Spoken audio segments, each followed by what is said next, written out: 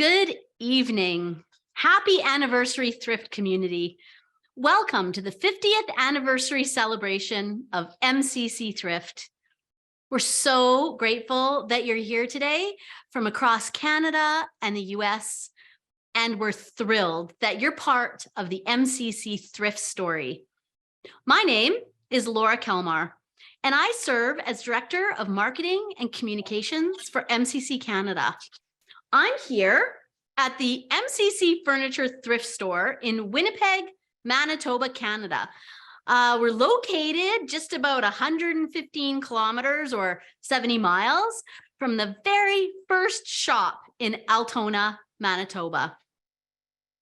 I also want to acknowledge that we are gathered, hosted, and serve here on Treaty 1 land, traditional territory of the Anishinaabe, Cree, Oji-Cree, Dene, and Dakota peoples, and homeland of the Métis Nation. So we'd love to know where you are tonight. We invite you or your group to put your names and location in the chat, and everybody will get a chance to say hi. While you're doing that, I want to go over a few logistics. This is a Zoom webinar, so all the audience participants will be kept muted and your videos will be off. We won't be able to see you for the duration of the webinar. We also want to let you know that we are recording this session. It will be made public after the event is over, and you'll be able to access it on YouTube whenever you want. As well, I would like to remind you that this celebration event will last approximately 1 hour. What are we going to do? We're going to take a tour through some of the history. We're going to have a chance to celebrate and acknowledge volunteers. We're going to hear a short devotional just to remind us and inspire us why we do what we do through MCC Thrift. And we've got a few surprises up our sleeves. So some of you will have seen the pop-up quiz that appeared on your screen when you first logged into the Zoom meeting. So let's see, our tech team is going to post the results of those surveys so you can find out just how many of you have served with MCC for, well, almost 50 years. Some of you a much shorter time, just in the last year or two. So thanks to all of you. And what was your favorite thrift find? Was it furniture? Was it books? Was it clothing? Was it something else? And how many of you guessed how much money MCC Thrift has raised for the work of MCC around the world over the last 50 years? Well, that's right. It was over $300 million. Amazing. Well, like I said, we're so thrilled that you've come and gathered here this evening with us. And in Thrift, we are indeed part of a network that spans across Canada, the US, and really, we're part of a worldwide community of service. So please sit back and enjoy these greetings from MCC staff across the globe.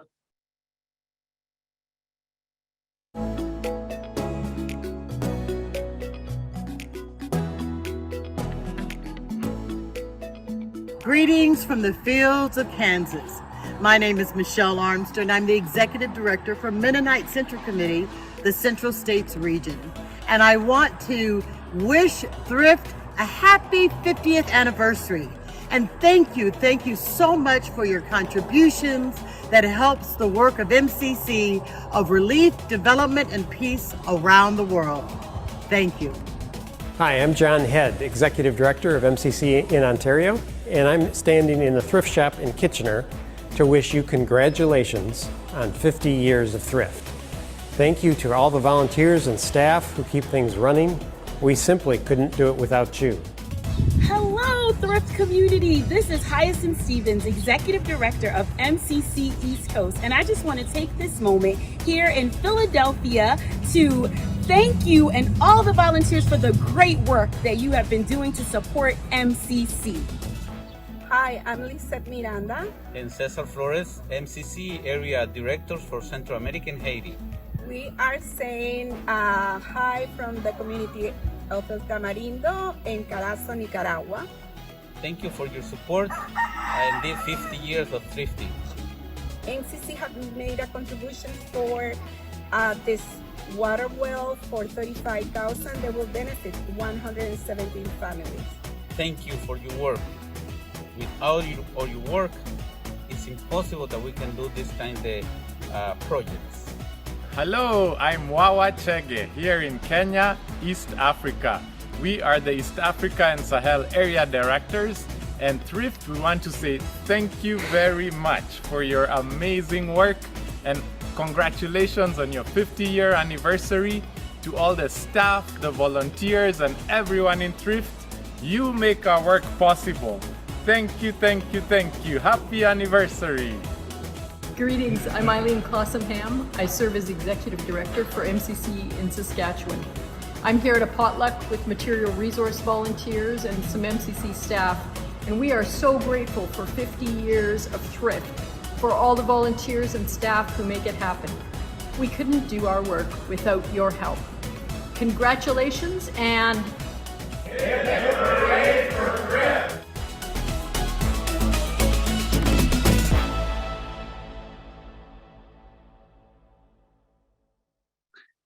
Wonderful. Hip, hip, hooray for Thrift. And while you were watching that greeting video, I'm sure some of you saw the survey results pop up on your screens. We can see that so many of you, again, have just been serving from 1 to 5 years. And some of you have been around for decades. So thank you. And your most prized find, a lot of you said clothing items, so that's fantastic. And some of you said other.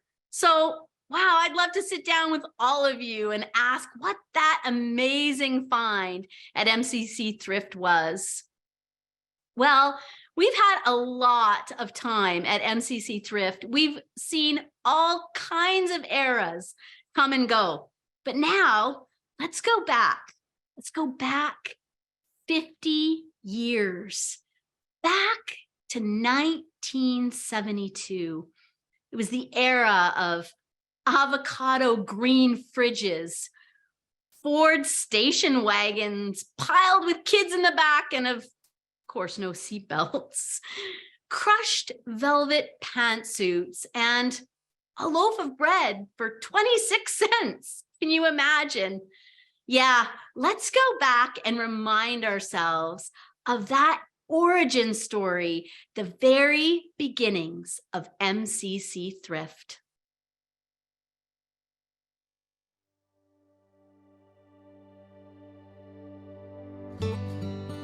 I'm Jerry Lowen. I am the daughter of Selma Lowen, one of the 4 women that began the Thrift Shop Network. Well, my mother had gone to a conference, and she was one of the few women at the conference, and he spoke about the decision to reduce the material aid. People used to send clothing to countries around the world, and they were discovering that that really wasn't a good way to support those countries. I guess literally a little light bulb went off in my mom's head. A machine that would turn clothing into cash. A community thrift shop that would sell used clothing and raise money for MCC programs. And she invited 3 women, which were her friends. They were really of like-minded women. They like to think practically, they like to work for the community. Mom wanted all the Mennonite churches to be involved. And that was really important to her, that it kind of got spread across Altona. The idea that everyone should be welcomed, that was there from the very beginning.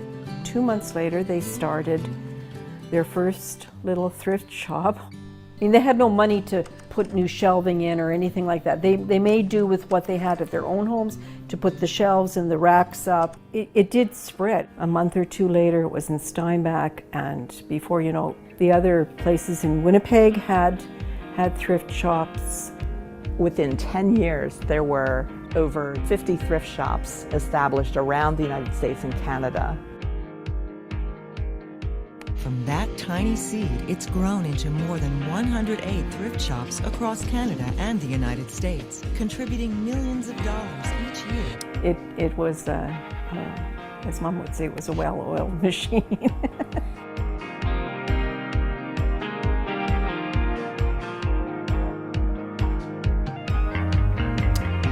I really admire the 4 women who began this whole system that we're working in right now, coming up with an idea that met the needs of the time, that changed the way they were doing things, that was sustainable, and that was keeping in mind the needs of the people that they were sending the clothes to originally. That was probably the heartbeat of a lot of people, and especially women who wanted to serve in a way that would support something much bigger than themselves. I don't think they ever dreamt that it would be as big as it is.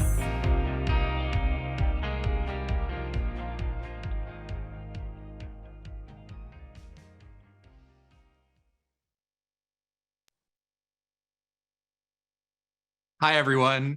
It was so good to see in the chat how so many people are coming as far south as Texas, to as far north as various places in Alberta, I think would have been the northernmost out of all the chat there. I could be wrong. There were so many that came in at so many times. So welcome once again. I'm Kyle Rudge, the Thrift Digital Specialist. I would like to introduce you to someone very special, to Eric Friesen. Eric is a longtime broadcaster with CBC and Minnesota Public Radio. He's a writer, a speaker, and continues to serve with several cultural organizations. Eric, why don't you introduce a little bit about yourself and tell us what your connection is to MCC Thrift? Thanks very much, Kyle. Delighted to be here. Listening to Jerry Lowen speak, it just reminded me of how this all began. I'm the son of Leni Friesen, one of those 4 women who started that first thrift store in Altona. And Selma Lowen, we called her Auntie Selma because she was married to my mom's cousin. It's just a very special memory to think of those women starting it all way back then. Eric, why do you think your mother got involved with MCC Thrift in the first place? I would say there are 4 strands, Kyle. First of all, I have to say that my mom was not a very happy 50s housewife. I think she wanted to build something. She wanted to do something beyond having kids and, being that typical 50s housewife. And so I think that was part of a motivation. And there were no opportunities, really, no business opportunities. She was part of the Friesens, the D.W. Friesen printing and stationery enterprise, but there were really no opportunities there for her. So that was part of it, a restlessness, a desire to do something. These are very strong women, remember. Secondly, her faith. I mean, she had an incredibly strong Christian faith and really anchored everything that she did. Thirdly, she was thrifty. I mean, she had come as an immigrant from Ukraine in 1928, a large family, no money, lived through the Depression and survived. And so really knew how to do it. And, not seeing or not wanting to waste anything, and yet seeing a business opportunity in the things that people no longer used or no longer could use. And the 4th strand, Kyle, I would say, is MCC was really big in our house. My dad was involved in MCC Manitoba, MCC Canada, MCC North America, and in the leadership positions for many, many years. And MCC was the shining star in our house. I mean, we were a very Mennonite house, but we didn't have so many theological discussions, but we talked a lot about what MCC did and how it was a special jewel of what it meant to be Mennonite. And, MCC personnel would come through, they'd stay at our place. And so you put that all together and there was this sort of 4-strand motivation for my mom and her 3 friends to do this. And it was incredible. I mean, when you think of it, they really did see a business opportunity. And when you look at it now, boy, were they prophetic in that. Well, I mean, the motivation and conviction and the work that these women put in for so many years has had such an impact. What do you think kept your mom inspired to continue throughout all those years? Well, my mom was not a quitter, My mom, once she committed to something, she was part of it, and she loved it. She always loved it. I mean, I think, she died at age 97, and even into her early 90s, she was still volunteering at that store in Altona. She just believed in it. She loved it. It was, it was not just her baby, but it was she was a part of making it her baby. And so she just deeply believed that this was something that was inspiring to her. And so she never lost it. She never, ever lost it.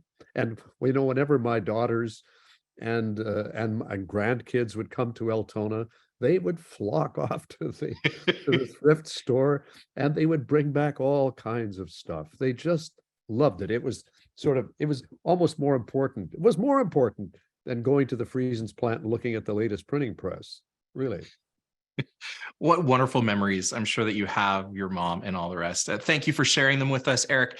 Thank you for sharing your stories and for coming on tonight to inspire us for another 50 years. Well, and thank you for doing this. It's a very, very special and treasured memory for me and for all of my family as well. And now we'll hear from Laura. You're up. Thanks, Kyle.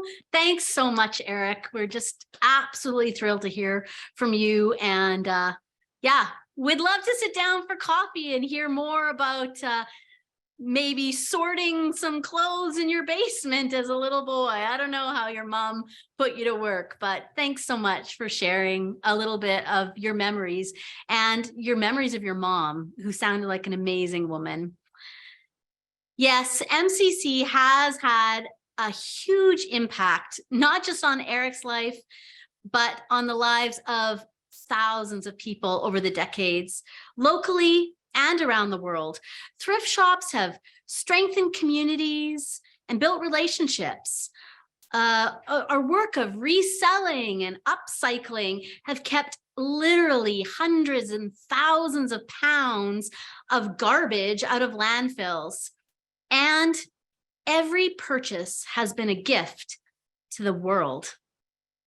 Let's hear a bit more about the impact of thrift over the past 4 decades. People in our communities need a place where they can purchase things at a reasonable price, but are good quality. And that's what our MCC thrift shops stand for, really. They offer jobs to people who might be at risk.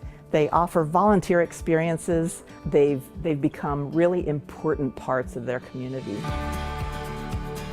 This is an organization that gives back to the community in lots of different ways. Not everything is just sold. Some things are donated to other agencies that serve the community, agencies that work with the homeless or people with disabilities or schools. Some of those school supplies that are behind you there will go to kids starting school, this fall. The more I've gotten to know this place, the more I've realized how many people are helped just by the things that come through here and by the people that work here. We support the food bank, the first responders. We're going to do a fundraiser for them. We have supported kids sport as well. So yeah, it's just kind of giving back to the community a little bit, because they're supporting us, and we're going to give back to them a little bit. My grandmother came back here during just after the Second World War, and so she was a recipient of the soup kitchen and then immigration sponsorship. So I personally wouldn't be here if MCC didn't intervene in my grandmother's life. Beyond being a fixture in their communities locally, our thrift shops are raising money for MCC programming. MCC works around the world, internationally, in nearly 50 countries around the world. MCC also does development by helping people learn job skills, by helping them build wells to get fresh water. They don't go in there and tell people how to do things. What they do is They live with the people and get advice from them and learn from them what is needed, and then fund them or provide helping hands for them. Since the first thrift shop opened 50 years ago, MCC thrift shops have sent over $300 million in Canadian dollars to MCC to help in their program. And what the shops have been doing to increase the impact of MCC around the world has touched me in a way that I can't even express. I'm so grateful. It has a huge impact for me personally, and then just to know that MCC has impacted other lives all across the world. It means something to come to work every day.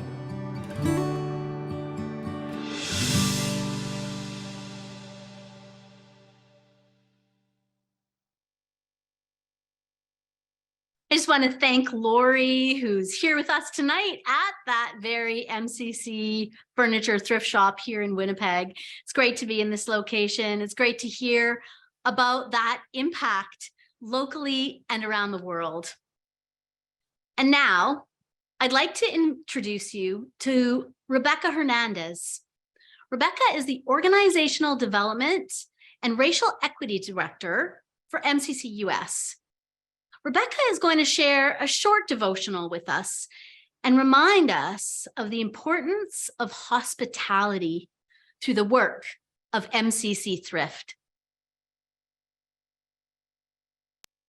Hello, my name is Rebecca Hernandez, and I'm thrilled to have a little bit of time to share some thoughts with you on this great event, this anniversary. So today I want to talk a little bit about biblical hospitality. Henry Nouwen, a famous author, wrote a book called Reaching Out, the Three Movements of the Spiritual Life. In this book, he really talks about hospitality in three different ways. In one of these, he says the vocation of a Christian is a call to create hospitable spaces where others can become known. To be hospitable, he says, is to give space to the other. Creating space for other humans to be known is the goal of hospitality. One cannot force another to make himself known. However, an invitation can be given and space created. How do we do that? First, he says we have to have a poverty of mind. A poverty of mind, that sounds very silly, but it actually is this willingness to believe that one does not know everything. Imagine that, to admit that we don't know everything, that it's a willful posture of one who wants to learn. The idea in the thrift stores is that as we welcome people in, as we listen to their ideas, as we learn how people in our communities want to be known, how people in our communities want to be served, we can help and be hospitable to those in our communities.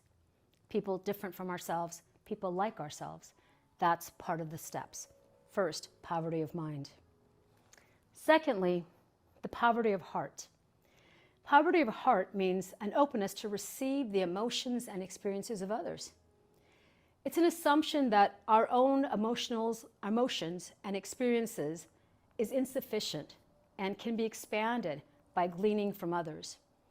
Another way to think about it is that our hearts can be opened by the stories, by the life experiences that we hear and listen for from other people.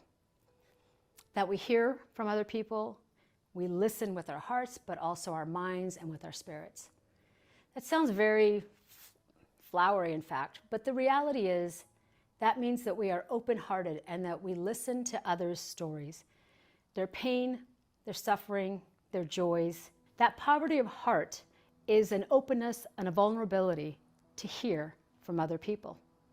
Sometimes we may not agree with their stories. We may want to be judgmental about how they could have done this or that to have changed that experience. But the reality is it's not our role. Our role is to listen and to try to understand and to provide some sense of hearing and empathizing with others. Finally, we have to understand that the host and the guest roles are pretty important for us.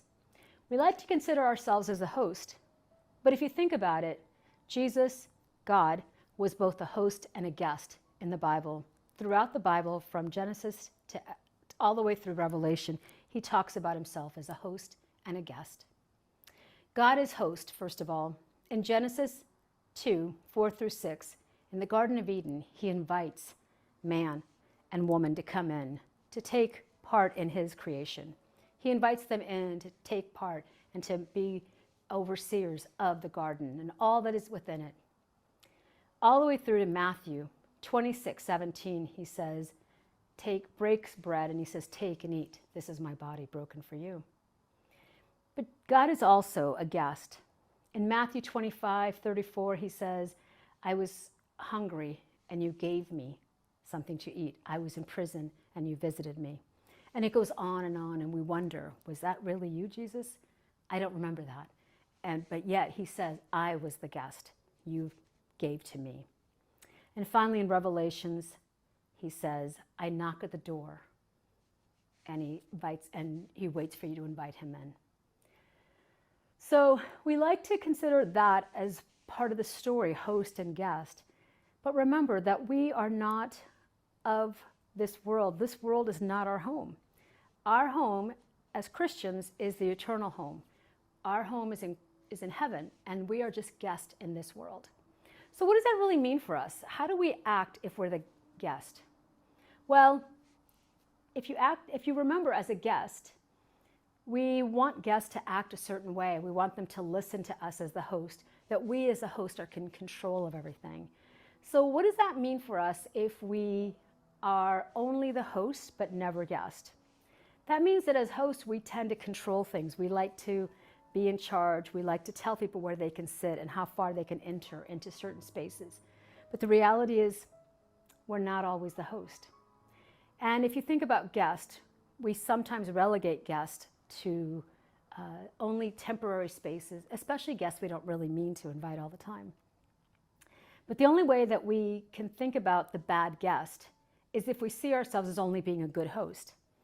But the reality is, we forget that we are the ungrateful guest at God's table. Friends, this world is not our home, so we don't make ourselves cozy in it. Don't indulge your ego at the expense of your soul, 1 Peter 2:11 says.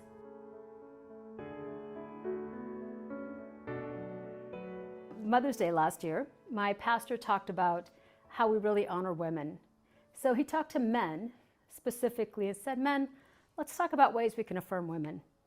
He said, think about removing songs that denigrate women from our playlist, by removing pictures or images that denigrate women from our computers, by praying with and for women in their lives, by hugging appropriately, if allowed, by creating spaces where women feel safe. So in thrift stores, what might that look like if we volunteer, if we serve in our thrift stores? What might that look like? Well, we can create spaces where our guests, our consumers, our participants come in and they feel like they have a space to talk about what they'd like to see in our stores, where they can participate in building up spaces that they can volunteer in that fits their schedules or that fits their skill sets. What would it be like to invite diverse communities in? What would it be like to think about signs in different languages that reflect the community that we're actually serving? What would it be like to invite diverse members to be on boards of our thrift stores? What would it be like to embrace diverse ideas and diverse kinds of thinking in all that we do with our thrift stores? Thrift stores are a vital part of our community, and we have a long history, 50 years plus, and growing in all the ways that we serve in our communities. Thank you for all that you do and all the service and all of the ways that you bless MCC. And yet we also know that you are the hands, the feet, the very arms that the community feels that reflect MCC. So thank you for that. And we know that you can continue to grow and do more. So as you think about yourselves as host, also remember that we're guests and how we can do both together. Poverty of mind, poverty of heart, sound like oxymorons. How do we do that and yet be the fullness of Christ? Well, that's how we do it. We expand our thinking, we expand our minds, we listen to others, and we love, love, love as Christ loved us. Thank you.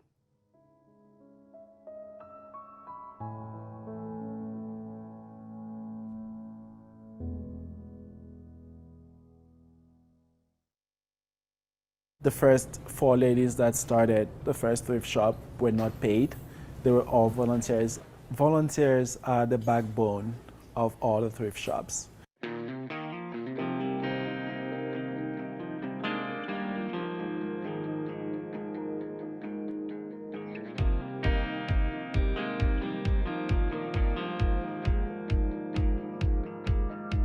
We put about 2,000 pieces of clothing out every Monday, moving what we sorted to the running racks and pricing them.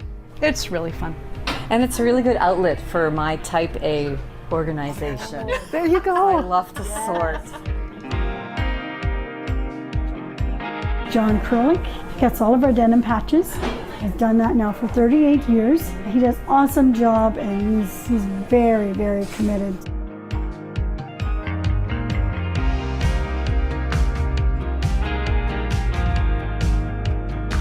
When I left work full-time to stay home with my kids, I wanted to find a way to be able to give back to the community, and this looked like a really fun way to do it. Very little goes to waste here, which is good. My name is Lena, and I've been volunteering here since 6th grade.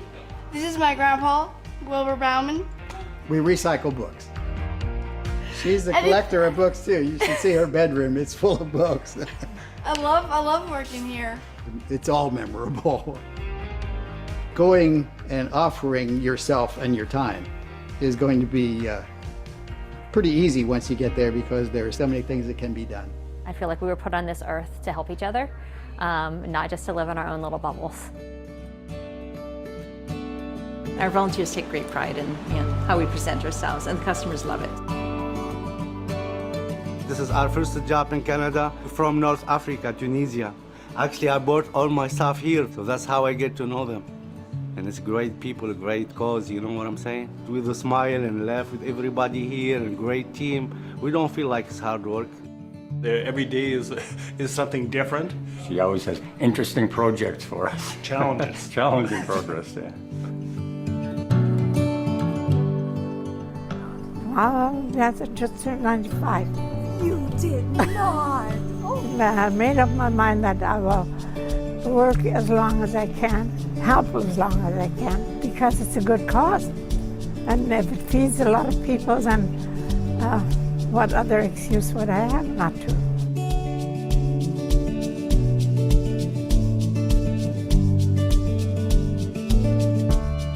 This is your whole other group of family. We care for one another.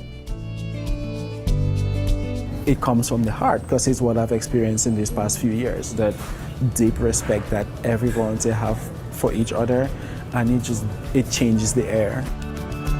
You get two volunteers that come from different walks of life. They meet here and they get to be friends. Like, it's just awesome.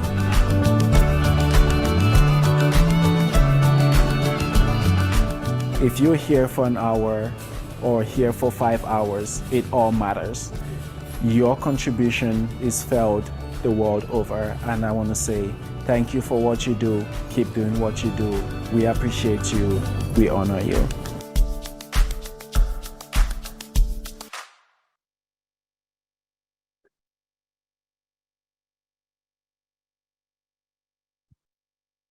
That video gets me.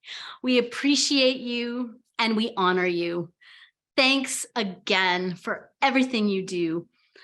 Like that video just showed, volunteers are truly the heartbeat and the backbone of MCC Thrift.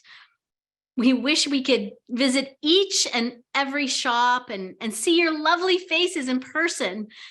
But instead, we're going to take a little virtual road trip to say hi to all our wonderful shops across Canada and the US. So come along on our whistle stop tour.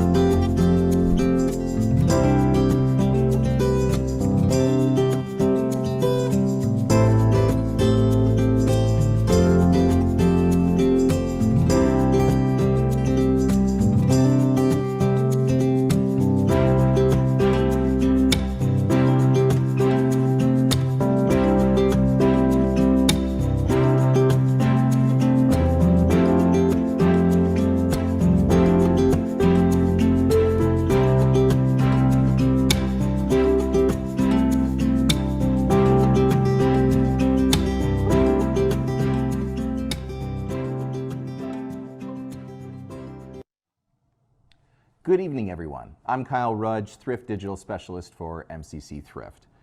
Over the last 50 years, we've had literally billions of gently used items donated to our thrift shops. We would not be where we are today if it were not for the very generous and kind donations that we've received over the years. So we figured it's only fitting that we take some time this evening to write some thank you notes for some notable donations that have come in over those last 50 years.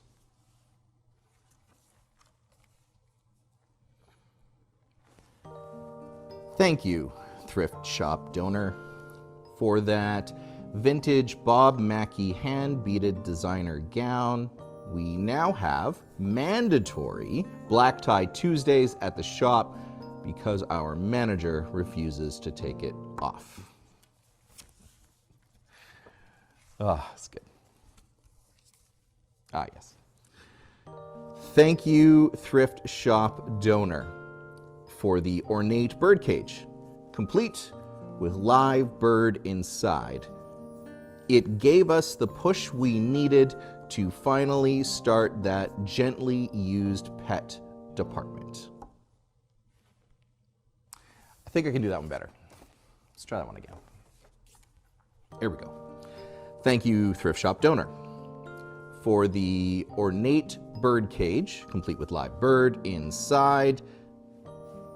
Our in-store furniture cat says it was delicious.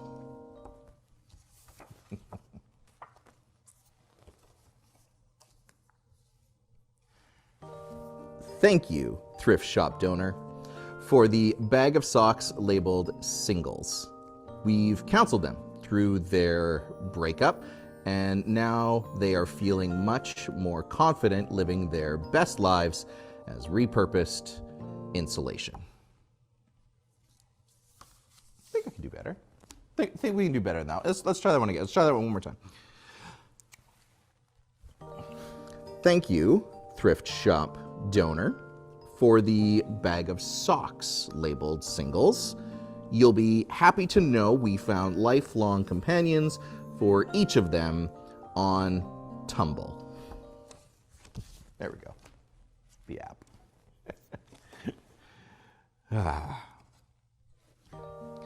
Thank you, thrift shop donor, for the shoebox containing a pair of high heels labeled good for sitting. We found that's only true if the pointy end is down. Appreciate that. It's good. It's good. They put the labels on. It's nice. Thank you, thrift shop donor, for the dentures hidden in the artificial flower arrangement. John's smile is now complete.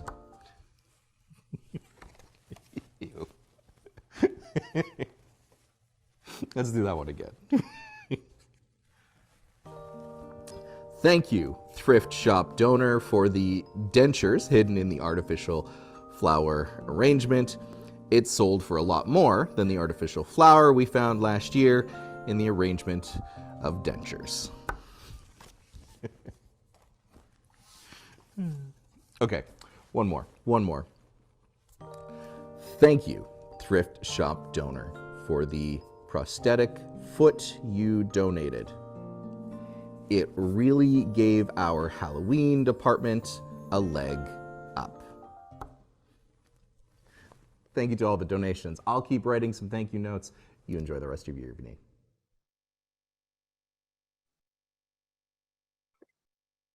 Well, thank you, Kyle. And hey, I just want to show you what I just found here. This is a ski rack. Get it? A hanger made out of skis. So awesome. I mean, Thrift has everything. Well, that was really an eye-opening behind-the-scenes look at our donations department. We're almost done with our celebration, which I'm really sorry about, actually. It's been a great time this evening with you all. And before we say goodbye, we actually want to bring a word of thanks from our two MCC executive directors Ann Graber-Hirschberger from MCC US, and Rick Kober-Bauman from MCC Canada. Ann and Rick, over to you. Good evening from Harrisonburg, Virginia. And I have had a difficulty not going around to find things like Laura did while I've been here this evening. You know, Jesus fed thousands with the help of volunteers. Remember that boy who offered his loaves and fishes? Surely the disciples and many others jumped in to organize and help pass out the food. Seems like MCC thrift stores are a bit like that. Staff and volunteers who see needs at home and around the world. They see hunger or education needs or health or peace needs, and they do what they can wherever they are through the power of Jesus. It's astounding when I consider the cumulative effect of these efforts over the last 50 years. Aside from the significant monetary contribution to the overall work of MCC as a ministry of the church, the very existence of thrift, as you've seen, encourages MCC workers worldwide. In October, I was chatting with a group of new orientees from Canada, the US, Latin America, Asia, Africa, and the Middle East. One evening, they were gathered around a fire, and I dropped by and asked what stood out that day from orientation. Thrift, responded several members. Those people were from Lebanon. They enthusiastically described their visit that day to a nearby thrift store. We need to start a thrift store like that at home, one said. And I've heard this frequently when MCCers from around the world visit and learn how thrift functions to support their work. In the 1980s, I had a front row seat here in Harrisonburg when two dedicated women launched this store. Dorothy Kreider and Marjorie Gingrich, who was part of my small group at church, dreamed the impossible, but that store soon outgrew their building. Years later, staff and board members kept dreaming and expanded into an empty tire factory. And in recent years, this booming business enlarged once again, now powered by solar. Story after story in Canada and the US witness to the dedication and risk-taking of people who care about sharing God's love and compassion for all in the name of Christ. As we've learned, thrift stores serve multiple purposes in our neighborhoods. During college, our son found a summer employment here, but not only employment, but meaning and community and friends across generations as he shared work with the volunteers and long-term staff. I've seen shoppers find community here as well. Never underestimate what women can do when faced with a challenge. The story of the beginning of thrift in Manitoba inspired a group of women in Nicaragua with whom we were working in 1988. They were confronted with a donation of several bales of men's navy polyester suits. But they recalled what they'd heard about thrift stores, and they got to work. Those suits were turned into school uniforms, skirts and pants, and even vests in a temporary store. And the multiplication of the loaves and fishes continues. I believe that in the future, thrift boards and volunteers and staff will adapt again and again to carry out this beautiful multi-pronged mission. As contexts changed, so will thrift. I also envision more stores in more places meeting more needs locally and around the world. MCC works because dedicated people living out their faith look around at what they have and what they can do together to address the needs of others through their loaves and fishes. Thank you to each of you, and praise and thanks be to God for this miracle.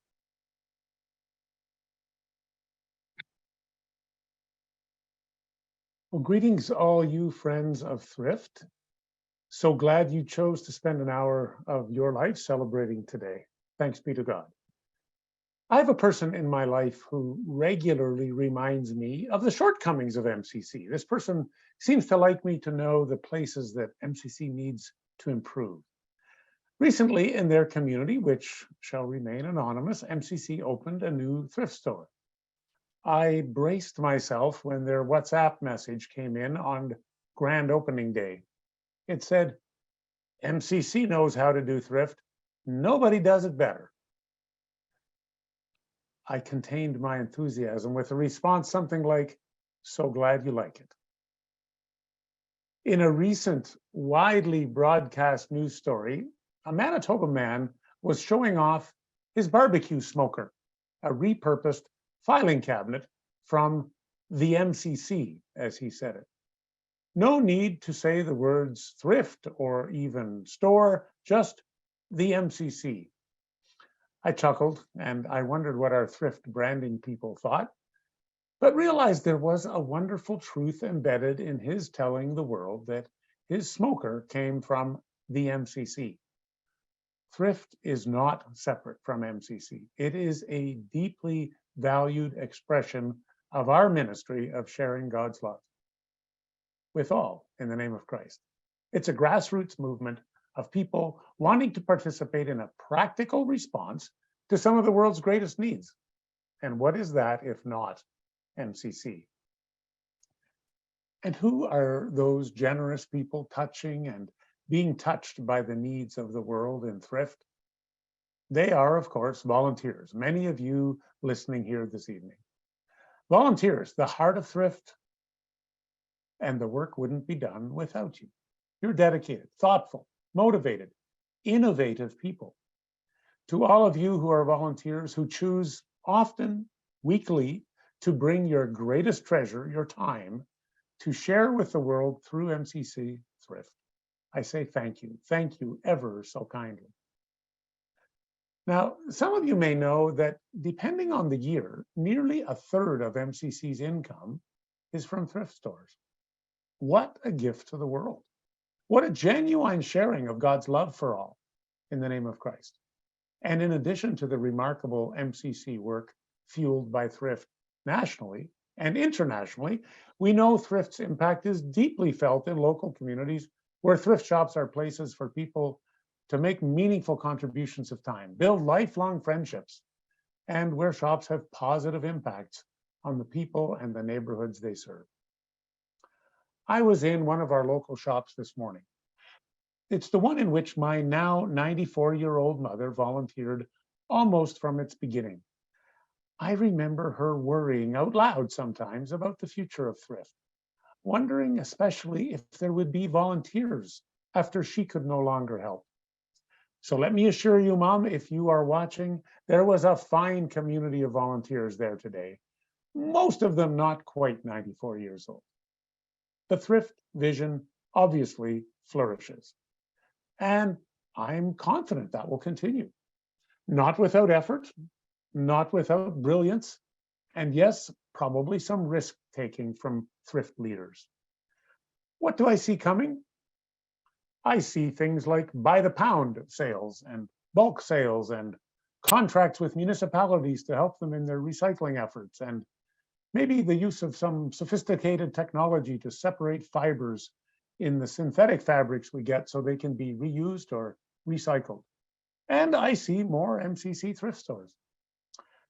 I also suspect that most, if not all, of the ideas I just rhymed off are probably already happening in some creative corner of the thrift world. 50 years, half a century, long enough for us to impress even our critics. Remember, no one does thrift better than MCC. My gratitude for 50 years of an MCC thrift movement is deep and lasting. And I fully expect MCC thrift excellence to continue. All signs point in that direction. I cannot wait to see what thrift's innovation will bring us in the next 5 decades. Thank you all, and thanks be to God. Thank you so much, Anne and Rick. We just appreciate those words of thanks. And now we have come to the end of our time together. As we end, would you please join me in a word of prayer? Gracious God, you are the giver of all good gifts. We thank you for the gift of MCC Thrift. Thank you for all those who have given of their time, their talent, and their resources to turn a small idea into something miraculous. As we move into our next 50 years, God, help us be people of welcome. Help us truly understand what it means to be hospitable, learning to be good hosts and good guests in this ministry you've given us. God, we ask for your strength and blessing as we continue to dream and create and build relationships through MCC thrift shops. Whether in the front, the back, on a board, or somewhere in between, we give you thanks, God, for this time of remembrance and celebration this evening. We pray all these things in Jesus' name. Amen. And now, as we close, thank you again for joining us. You'll be receiving a follow-up email from us with the recording of this event. So please feel free to share it with others who couldn't join us this evening. And we also invite you to check out our podcasts. It's called Relief, Development, and Podcast, wherever you get your podcasts. Please be sure to subscribe so you can get it as soon as the new episode drops, because this December, we have a very special gift for our listeners, an interview with Girl Named Tom, winners of season 21 of The Voice on TV. And with that, I wish you all a good evening and safe travels home. May you go in peace, and thanks be to God.